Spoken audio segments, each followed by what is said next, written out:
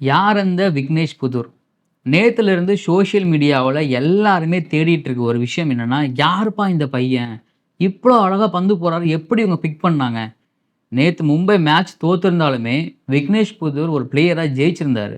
So என்னென்ன விஷயங்கள்? அவர் யாரு ஆக்சுவலா? அவர் எங்கேருந்து வந்திருக்காரு? மும்பை தோத்ததுக்கான காரணங்கள் என்ன? இந்த மாரி வந்து ஒரு ஒரு ஃபைண்ட் எப்படி கண்டுபிடிக்கிறாங்க அவங்க மும்பை இந்தியன்ஸ்? இயர்லி பார்த்தீங்கன்னா, ஒரு யங்ஸ்டர்ஸ வந்து தேடி கண்டுபிடிச்சு அவங்க இன்ட்ரோடியூஸ் பண்ணிட்டே இருக்காங்களா? அதெல்லாம் என்ன காரணங்கள்? மத்த டீம் இதெல்லாம் பண்றாங்களா? பண்ணலையா? ஸோ ஐபிஎல் ஃபீவர் ஸ்டார்ட் ஆயிடுச்சு எல்லாத்துக்குமே. Welcome to the channel. நான் உங்கள் விஷால் சரவணன். வாங்க வீடியோக்குள்ள போகலாம்.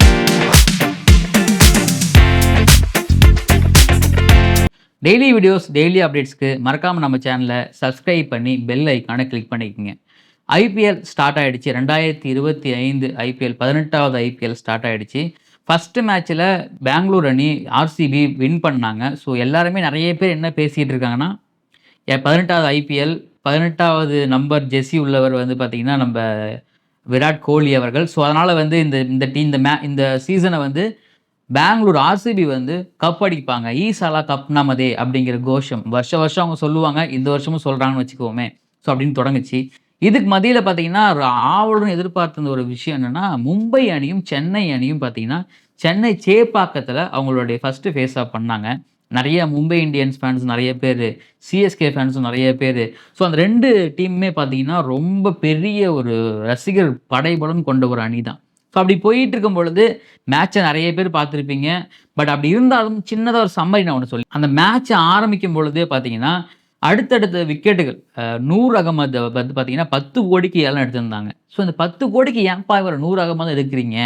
சென்னையில ஆல்ரெடி நெறைய ஸ்பின்னர்ஸ் வச்சிருக்கீங்களே, எதுக்கு 10 கோடிக்கு 'நூர் அகமது' அப்படின்னு கேட்டவங்க எல்லாத்துக்குமே, நேத்து முக்கியமான 4 விக்கெட்ட எடுத்து குடுத்தாரு 'நூர் அகமது'. ஸோ அதுக்கப்புறம் பார்த்தீங்கன்னா, அந்த மேட்ச்சே மாறிடுச்சு.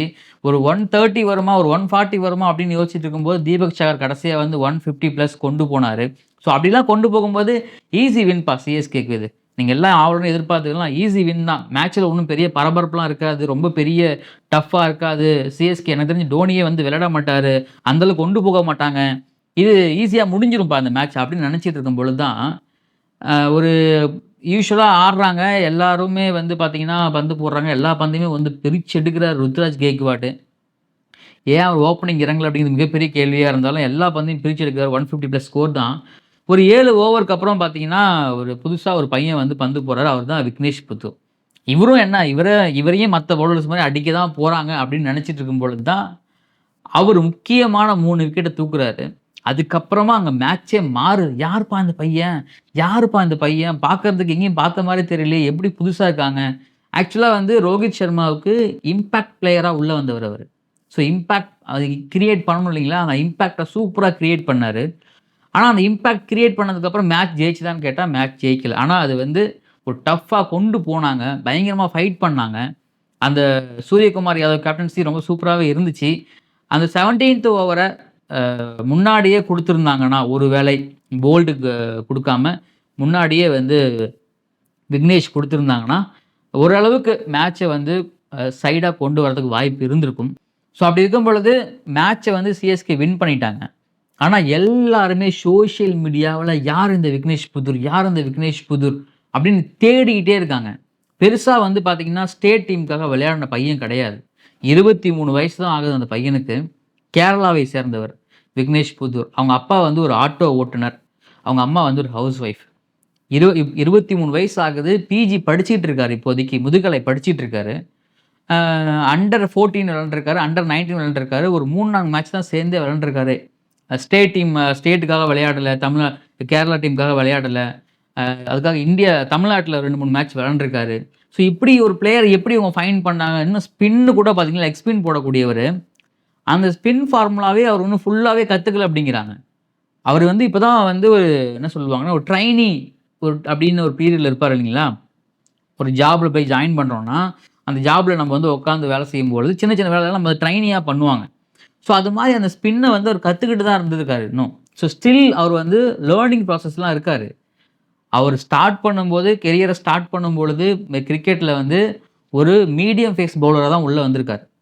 ஸோ ஒரு 14 அண்டர் 14 விளையாண்டுருக்காரு, 19 விளையாண்டுருக்காருங்களா, எல்லாம் மீடியம் பேஸ் பவுலரா தான் வந்திருக்காரு. ஆனா திடீர்னு ஒரு லெக் ஸ்பின்னு பயங்கரமா ஒரு அதுவும் புதிய புதிய விதமாக பண்ணக்கூடியவங்களாம் மும்பை வந்து பார்த்தீங்கன்னா அந்த இயர் வந்து பார்த்தீங்கன்னா அவங்க வந்து ஒவ்வொரு பிளேயராக அவங்க வந்து இன்ட்ரடியூஸ் பண்ணிக்கிட்டே இருப்பாங்க. நம்ம நல்லாவே தெரியும் மும்பை இந்தியன்ஸில் நிறைய யங்ஸ்டர்ஸை கொண்டு வந்தது அவங்க தான். இன்னைக்கு பெரிய பெரிய பிளேயர்ஸாக இருக்கக்கூடிய இன்னைக்கு திலக் வர்மா மிகப்பெரிய ஒரு பிளேயராக கருதப்படுறாரு.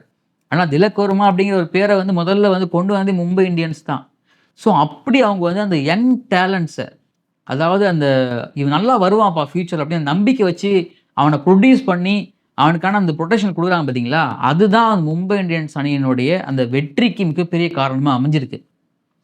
அதை அவங்க இந்த வருஷம் பண்ணியிருக்காங்க. கண்டிப்பாக ஒரு இம்பேக்டை கிரியேட் பண்ணுவார். கடந்த வரும் வருடங்களில் எனக்கு தெரிஞ்சு அவர் வந்து இப்போ தான் ஒரு ஃபஸ்ட்டு மேட்ச் ஆடியிருக்காரு. ஆனால் அந்த ஃபஸ்ட்டு மேட்ச்லேயே தன்னுடைய முதல் விக்கெட் எடுக்கும் பொழுது எல்லாம் அப்படியே ஆக்ரோஷமாக ஆகும்னு கத்துவாங்க இல்லைங்களா, அது எதுவுமே கிடையாது. ரொம்ப காமாக கம்போஸ்டாக இருக்கார்.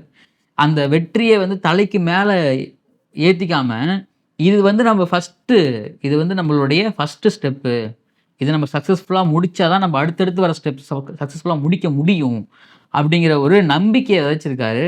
கண்டிப்பாக அவர் இதோட நிறுத்த மாட்டார். ஏன்னா அவருடைய அந்த 3 விக்கெட் எடுத்தார். ஃபர்ஸ்ட் விக்கெட் எடுக்கும்போதும் சேம் ரியாக்ஷன், செகண்ட் விக்கெட் எடுக்கும்போதும் சேம் ரியாக்ஷன், தேர்ட் விக்கெட் எடுக்கும்போதும் அதே சேம் ரியாக்ஷன்ஸ் தான். ஆனால் அவர் வந்து அந்த ஃபீல்டிங் பண்ணுறதும் சரி, ஆனால் அவருடைய ஓவரில் தான் ரச்சின் ரவீந்திரா வந்து பார்த்தீங்கன்னா வின் பண்ணார். 3 6 அடித்தார். மற்ற எல்லாருமே அடிக்க போய் அவுட் ஆகிட்டாங்க. ஸோ இன்னும் நிறைய டெக்னிக்ஸ் கற்றுக்கிட்டு வந்து நிறைய அவர் வந்து இம்ப்ரூவ் ஆகிறதுக்கு நிறைய வாய்ப்புகள் இருக்குது. ஒரு மிகப்பெரிய ஒரு பிளேயராக மாறுவார்னு நம்ம கண்டிப்பாக நம்புவோம். ஏன்னா திறமைகள் என்றைக்குமே வந்து பார்த்தீங்கன்னா தோற்று போகாது அப்படின்னு நமக்கு நல்லாவே தெரியும். ஸோ அப்படி போயிட்டு இருக்கும் பொழுது இந்த விக்னேஷ் யார் அந்த விக்னேஷ்ன்னு நிறைய பேர் தேடி சலிச்சிட்டாங்க. இதுக்கு முன்னாடி எந்த டீமில் விளாண்டுருக்காரு, ஏதாவது ஒரு டீமில் வந்து இருந்திருக்காரா, எடுத்துருந்துருக்காங்களா அப்படின்னு நிறைய தேடி கண்டுபிடிச்சாங்க. ஆனால் ஃபஸ்ட்டு டைமாக மும்பைக்காக விளாண்டுருக்காரு. ஃபஸ்ட்டு மேட்ச்லேயே அவருடைய இம்பேக்டை க்ரியேட் பண்ணியிருந்திருக்காரு. இதே மாதிரி மற்ற டீம் பண்ணுறாங்களா? அஃப்கோர்ஸ் அந்த ஐபிஎல் வந்து பார்த்தீங்கன்னா விக்னேஷ் புத்தூர் வந்து இதுக்கு முன்னாடி ஸ்டேட் மேட்ச்சில் விளையாண்டதே கிடையாது. அவர் ஸ்டேட்டுக்காக விளையாண்டதே கிடையாது. அப்படி இருக்கும் பொழுதும் ஐபிஎல் அவருக்கு மிகப்பெரிய ஒரு அனுபவமாக ஒரு அறிமுகமாக இருந்திருக்கு. அதே மாதிரி நிறைய டீமில் நிறைய பிளேயர்ஸு ஐபிஎல்லில் வந்து பார்த்தீங்கன்னா அவங்கள வந்து அறிமுகப்படுத்தி அவங்க இன்றைக்கி மிகப்பெரிய ஒரு பிளேயர்ஸாக இருந்திருக்காங்க. அது எல்லா டீம்லேயுமே இருக்குது. யாரையுமே குறை சொல்ல முடியாது. நம்மளுடைய சின்ன ஒரு வருத்தம் என்னென்னா, ஒரு சில பிளேயர்ஸ்லாம் நல்ல பிளேயர்ஸ் நம்ம நல்லா தெரிஞ்சிருக்கும். அவங்கள வந்து பார்த்தீங்கன்னா அவங்க 11ஸ்லேயே ஆட வைக்கவே மாட்டாங்க.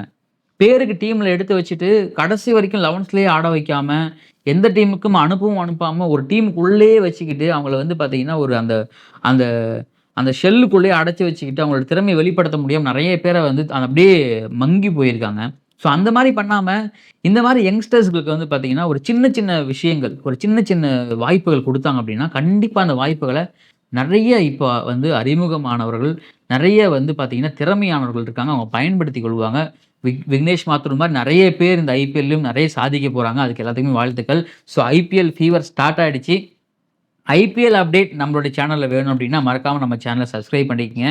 இவ்வளோ நாள் ஏன் வீடியோ போடல அப்படின்னு நிறைய பேர் கேட்டிங்க. பட் அதுக்கெல்லாம் பதில் வந்து பார்த்தீங்கன்னா நான் இதுக்கப்புறம் தொடர்ந்து வீடியோ பண்ண போகிறேன். அதுக்கு தான் அதுக்கான பதில். ஸோ அதுக்கு மறக்காமல் நம்ம சேனலை சப்ஸ்கிரைப் பண்ணி பெல் ஐக்கானை கிளிக் பண்ணிக்கங்க. உங்களுடைய கருத்துக்களை இந்த ஐபிஎல் பற்றியும், சென்னை மும்பை மேட்ச் பற்றியும், இல்லை பொதுவாகவே இந்த ஐபிஎல் 2025 பற்றியும் கருத்துக்களை கண்ணியமான முறையில் கமெண்டில் பதிவு பண்ணுங்கள். ஸோ நான் உங்கள் விஷால் சரவணன். நன்றி, வணக்கம்.